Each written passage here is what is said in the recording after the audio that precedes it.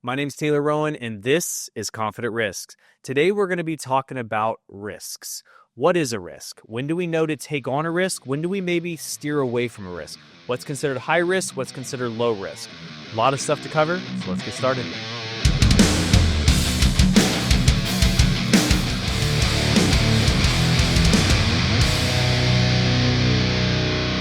Risks. This has been a tough topic for me to think about, and I don't know why that is, but I mean, we talk about like high level risk versus low level risk. And I think one of the reasons it's been so hard for me to think of good analogies and really think through this process is because we all deal with risks every single day, whether we think so or not. I mean, I think about like my kids sometimes will ask me, hey, can I sit in the front seat of the car? And of course I say, no, you're 10 years old. But at the same time, if we're going to be driving, let's say 2 or 3 houses down for whatever reason, and they wanted to sit up front, okay, maybe we're willing to let him do that or her do that. So risks are just one of those things that you really have to take on, and it has to be each their own. Like, what do you have involved? Really reading the room and knowing, okay, what's the risk versus reward? So today I'm going to talk about low level risk, medium level risks, and high risks. So I'm going to break it down into those 3 sections. We're going to talk about each one individually, and then we're going to talk about the investments that we put into each one of those and whether it's a good thing or a bad thing. So the first one we're going to talk about is the low level risk. And I've got a great analogy for this. It's the basketball game horse. We all know the game. You got a group of people, you're looking for a quick game that you can play with everybody that's going to get everybody involved. So you play horse. And the way this game's played, and mind you, yes, I know it changes from region to region. When I was in Florida versus Illinois or Washington State, there always seems to be a little bit different spin on the rules. But for the most part, it's pretty simple. If you have 4 people, the first person takes a shot. If they make the shot, the next person has to make it. If the next person makes it, they don't get a letter. If the person after them misses it, then they get the letter. The first person to spell out horse, of course, loses the game. Here's what you find out very quickly about people. If I'm playing with younger kids, a lot of times you can probably relate to this. If I'm playing with a young kid, my kids are bouncing the ball off the ground, trying to make shots. They're doing one-arm shots from half court. They're really trying to take these really hard shots and implement them in because they know, okay, well, if I make this, then the next person's probably going to miss it. But what they're not thinking about is the long run on the game. They're not thinking about the full game. Okay, in order for me to win, I have to make a lot of these. So they're 6 or 7 shots in, haven't made anything. Finally, they make that 8th one. They're all excited. They're pumped up about it. You go out and of course you miss it.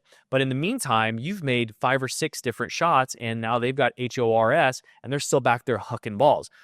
It really puts a light on the type of person that you're playing with when you play that game. So then they start thinking, maybe I take a higher percentage shot closer, which isn't as fun, but then you have a better chance of making it. So now you have a better chance of winning the game. When I am played with in horse, I am the most boring person to play with. I go for the most basic shots. I'm doing layups. I'm doing short little 6-foot jump shots. I'm doing free throws. Very seldomly do I even go past the 3-point line. Why do I do that? It's because it's a high percentage shot. There's very low risk in me taking that shot. The same thing goes in the business industry. When we first start out in the low risks, we've done our research, we've got the confidence built up. We're now moving into what we're doing. We're going to most likely move into something that's a little bit more low risk. And for me, that was a pretty easy jump because I'm thinking back to where I was working before. And I saw the job that I was working as also a low risk. It wasn't guaranteed that I was going to be there the next week. That's something that really resonated with myself, which was, yes, it may be a risk going to start my own thing, but at the same time, it's also a risk me staying where I'm at and relying on somebody else to keep my job there. So let's take a contractor, for example. Let's say you're starting the new business and you're going to be a bathroom remodel guy. You're going to go in and you're going to remodel bathrooms. That's what I'm going to do. You've done your research. You understand it. You're going to take the risk. You're going to kind of do this on the side. You're going to do a little bit of investing into it. So you take on your first client and you do a bathroom remodel. You learn something during that bathroom remodel. It comes to the point now you've done 5, you've done 6, you've done 10. It is a repetitive process. There is very low risk for you every time you go in and take that bathroom remodel on. Why? Because you've done multiple strip outs of bathtubs or sinks or toilets. You know that process. You know what you're looking for now. You've seen just a little bit of different scenarios every time that you've done this, and it becomes boring. You're sitting here, you're doing the same thing every single day. Boring is good. This can be so hard for new startup companies because I know for myself at least, and I know I've told this story 15 times now, but I'm driving to the coast, I'm driving back, it's boring. I'm in the car every single day by myself. We talked last episode about, those trips by yourself maybe are boring, but you can get other stuff done. It turns into a boring process. And you start thinking to yourself, what can I do now to make this not as boring? So you do something in parallel. The startup is boring. The low-level risk stuff is boring, but it creates a very substantial and solid base for your business. Here's something else boring does. Boring also allows you to create processes. You've done so many bathroom remodels now that you could literally do them in your sleep. That makes it much easier for you now to bring somebody else on. And here in the next couple episodes, I'm going to talk about small business versus large business, but the quick sneak peek in that, for my definition at least, if you're a small business, the business relies on you. If you're not there, the business doesn't happen. A larger level business would be you now have employees. You have people who are now following processes that you've put together. If you were to be gone for a week or two, that business is still functioning. When you're first starting out, doing boring helps you get to that point where you could be gone if you needed to be gone. Creating processes. You can now explain to somebody in your sleep, this is what has to happen when I'm not there. We go in, we assess the bathroom, we have a leak, maybe we strip the tub out first. What are we looking for? Okay, we're looking for this, we're looking for this. If this is here, then we do this cleanup. If we do this cleanup, then we do this application coat process after. Okay, we move to the toilet. You're able to go through the processes with somebody and explain the processes to somebody. It's boring, but it's low-level risk. Hopefully, we all have a pretty good idea now of what a low-level risk is. So now let's move on to what a mid-level risk is. So we talk about low level. It's something that you can basically do in your sleep. It's fully reliant basically on yourself. Mid-level risk. And this is how I assess that. If I have to rely on somebody else at any point in that process, to me, I am taking on a mid-level risk.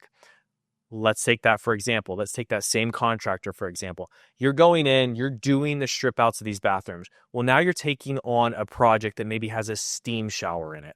So now you have to have somebody who is an expert in steam showers that's going to come in and who's going to help out with that project. Maybe you do the strip out on the whole project. Now you have to rely on that steam shower person to come in, assess damage, do their work in a timely manner, and then get out of there so that you can wrap everything up. To me, if I think about that, especially in the projects that I'm doing currently, if I have to rely on somebody else, I have to then account for that, which means my margins have to go up. Margins, of course, for layman's terms, is going to be the amount of money that I'm going to make on this job. I have to now take up a little bit. I don't know if that person's going to show up. I don't know if they're going to be sick. I don't know if they're going to take twice as long as they think.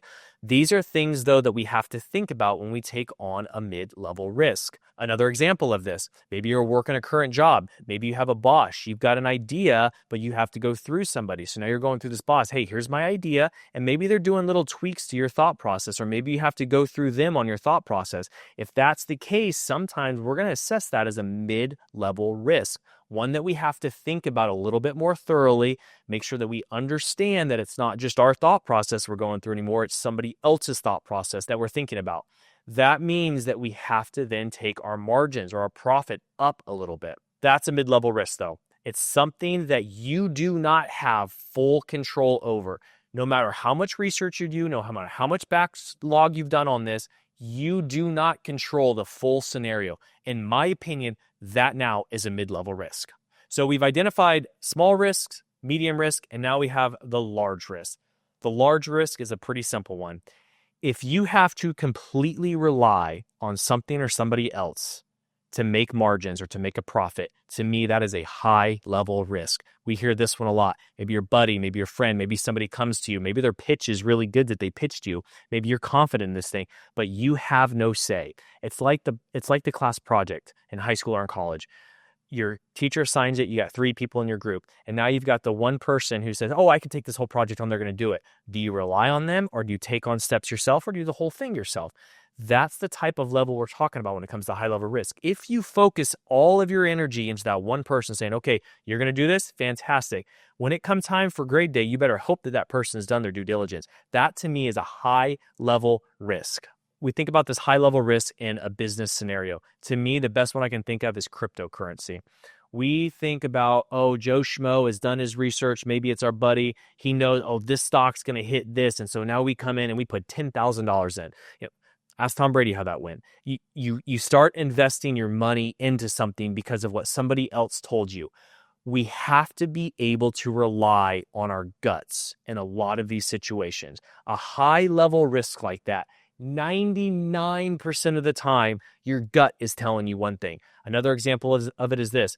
You're doing the search, kind of like we talked about in episode 1. You're looking for a vehicle, you're looking for a big purchase, and you find something at a price point that's way too low to be true. And you know it. You're looking for a $5,000 Honda Accord, and you find a Mercedes-Benz 2023 at $5,000. And you start thinking to yourself, oh my gosh, this is too good to be true. You message the seller says, oh yeah, this is still available. I need a deposit of $1,000. We all know in our mind, in thinking about that scenario, that is a too good to be true. But we make it up in our head that, oh, this is something that's got to move forward with. Oh, maybe there's a chance that it's true. And we start going down that path. That is a high level risk that we're taking. When we rely on somebody else to verify or to tell us that it is a good deal, that is a high level risk. So we've gone through now low level to high level risk, what those are, low, medium, and high.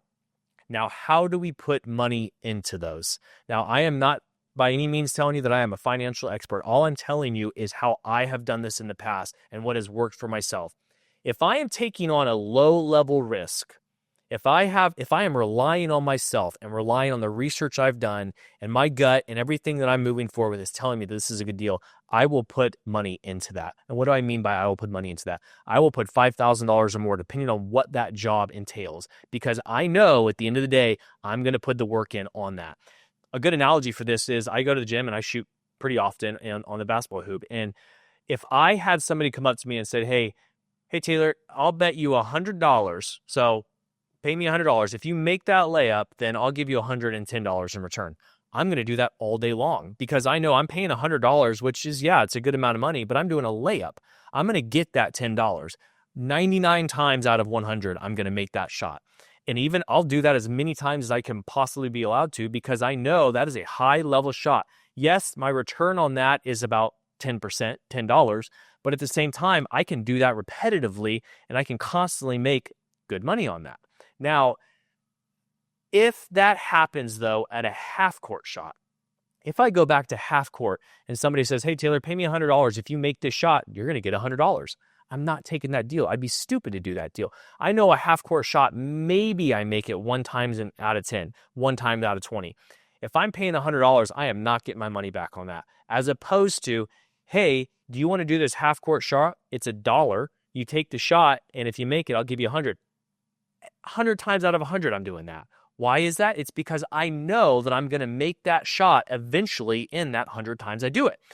That is a gut feeling. That is a smart decision. How do we know when or when not to make that?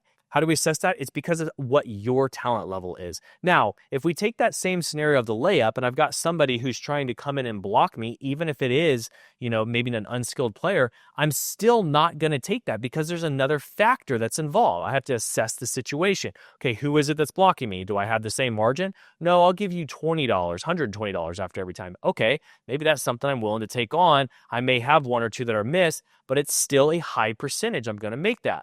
If I move to the half court, I'm paying $1 to do that shot, but I've got somebody in my face to do it. It obviously changes the whole situation. It's called reading the room, understanding what your market is, understanding what the risk versus reward is. What is a good filter on this? It's your gut. When you do the research and you understand your product and you understand what you're doing, your gut will lead you right 99% of the time. You know deep down inside if it's the right move or not because of what you've done. Your gut is a part of you. It's your instincts. You're doing everything that you do. You now have an instinct for. Am I doing this low-level job? Am I doing this high-level job? Your gut is the great telltale sign on this. You have done many of these situations before. You have done the bathroom remodels. You have done all of these other projects. You know what you're looking for. And if your gut is telling you, yes, you need to move forward with this, or no, you don't, You can't fight with what your thought process is. If your thought process and your gut is telling you one thing, it's very easy to try deciphering and telling yourself, no, actually in this situation, it's a little bit different because Henry or Joe's telling me. And it's very easy for those people to convince you. You have to go off of what your gut has told you, and that comes from experience. Get boring at what you do is the best advice I can have on this episode. Is be boring with what you do to start off with. Become so diligent and so good at what you do that it becomes boring. This goes for anything. This goes for coaching a team. This goes for a new job that you do. This goes for anything that you can think of that you're going to start up on, is become boring at it. When you become boring, it means that you have put together a process and items that make it so that anytime something outside of the normal realm comes in, you're able to decipher of it. You're able to move forward with it because you have done it so many times, and you're able to create processes. You've heard this said so many times now throughout these episodes, is become boring, create processes. If you create processes, it's the first step into growing your business. It's the first step into moving what you're doing onto somebody else. When you start doing that, now you're able to do more things in parallel. So going back now to low level, mid level, and high level risk and how we invest in them. To me, now knowing all of these different scenarios, if I have a low level risks, I am willing to put much more money into that. And the thought process goes to, well, if it's on the contrary, we have something that's a high level risk. A lot of people say, well, yeah, but it's a high reward. It may be, but those are very few incidences when that happens. And those are things where we kind of get wishful thinking, or, someone who wins the lottery, or somebody who goes in and puts a great investment into a cryptocurrency and they've won hundreds of thousands of dollars. They've made hundreds of thousands of dollars on that. And we think about those stories. At the end of the day, the story that will always hold true and is a great analogy for anything you do is the tortoise and the hare.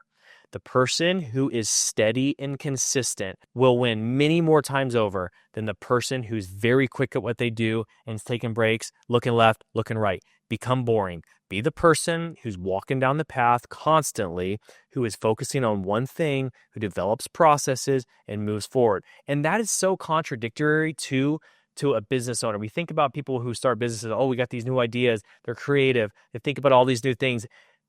That's probably another breaking point of why businesses fail, is they get into this position where it's boring. They feel like they're back at their old job, but you have to keep telling yourself you're working for yourself at that point. You're working for yourself. You're developing processes. Yes, it may be boring, but it's something that's bringing in a profit. Low risk, I'm going to invest more money in all day long on that because I know that it's my thought process. It's based on my work ethic, based on what I'm going to do. Mid-level, I have to weigh my options out. Who am I working with? Has this person proven himself? Can I trust him? Can I not trust him? How much money am I going to invest in this? This would be more like a $2,500 investment. High risks. If I'm going to take on cryptocurrency or something to that effect where it is not based on myself, I am not investing a lot of money right off the bat. That's not to say you couldn't do that later, but right off the bat, I'm going to put hundreds of dollars into that instead of thousands of dollars. If it truly is high risk, high reward, those hundreds of dollars will turn into thousands of dollars if it does work out. So in closing, you have to assess and be true with yourself. What type of risk is this? Is it low level? Is it mid level? Is it high level? If it is high level, my suggestion on that is we put less money into it. If it's a low level risk that's based on your skills and it's something you can get boring at, I'm putting more money into that. I hope you're able to take something from today's episode. Here's a big disclaimer I'm going to put to you guys. I know that this whole series is based on startup, entrepreneurship.